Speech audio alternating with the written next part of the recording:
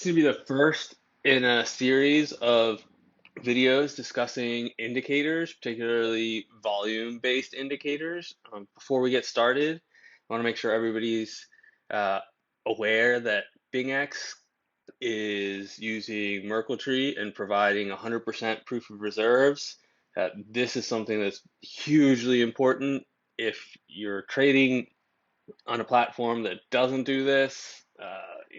Recently I saw one of the exchanges say that they weren't providing verification for security issues.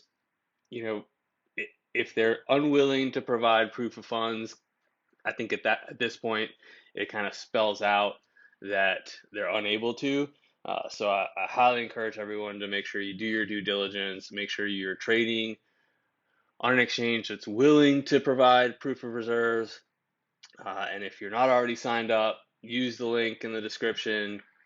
BingX offers awesome incentives. The trading is great. They do Forex, commodities, obviously crypto, indices. Highly recommend it. All right, let's get started. So I'm going to talk about the fixed range volume profile, which is something that I use if you've looked at my charts. What this is doing is you're providing a range and then it will give you the volume profile for that range. So if we come here and we do this section, right? So the value area is in the middle, that's the darker section. And you've got value area low and value area high. And essentially you can see starting from this bottom, you can see that this was extremely well respected. Whenever we broke back, we tried to break out, accepted back in, you test the bottom. Bottom holds, you test the top.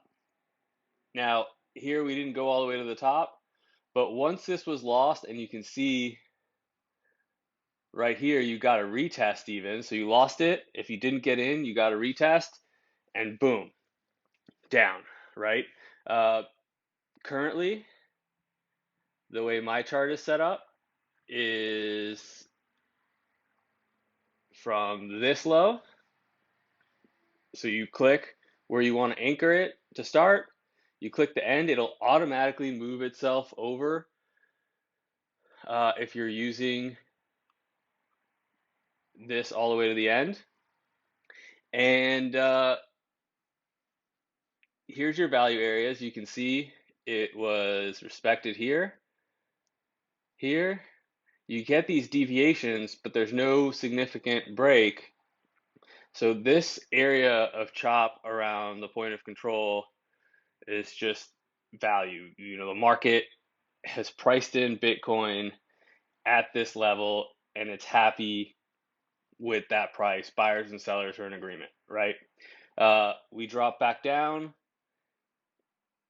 value held, right? Like, yes, you drop, but it never accepted under value, and we went right up to POC. So my current trade is a short from this POC rejection, thinking we get a retest of 16.3. If it drops below, obviously I'll hold. If it bounces, I'll flip long. If this trade doesn't work and this POC is reclaimed, the concern obviously is you end up with this chop again, and this is a very, very tight range to play. You're better off playing alts. But if this POC is reclaimed, we move up to this 17K level, then we start talking about legitimately being able to try to get along if we're going up, or if this 16.140, 150 level is lost, we can start to head down. But that's how I use it. It's a very, very important volume-based indicator for trading levels based on moves after an impulsive shift in price, right? So I'm not using this indicator on, small moves. I'm using this after a very impulsive move. away from prior value. I wouldn't have set this up until we were, a week into this. But as you can see, for the time being, my recommendation would be to do mean reversion trades, except that we're gonna probably move away from this POC and eventually find our way back to it. And you have to, in these situations, in my opinion, trade the range until the range is broken, right? You don't want to be playing these breakouts for weeks at a time. And hopefully this range doesn't last quite as long as the prior one.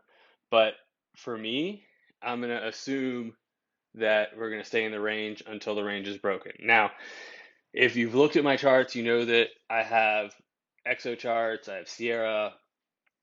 I'm looking at this data on tick-based charts, which I find to be much more accurate. My daily TPO and volume profile levels are derived from tick-based charts.